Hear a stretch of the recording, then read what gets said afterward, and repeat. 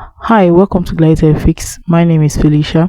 In today's video, I'll be sharing with you on how to download videos on BiliBili. So right here on my Play Store, you just download BiliBili movies. Click on the open option right here. From here, all you have to do is to click on the watch trial in order to watch the particular movie. So as the movie plays on the background, you're going to see the settings icon at the top right corner. You click on it, click on more option. So right here, you just copy the video URL. Now you head straight to your browser.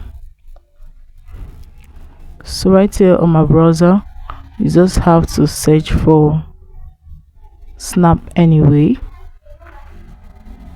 So right here, you click on the first website, you paste the URL link you just copied and click on the download option. So this video will automatically be downloaded to your device.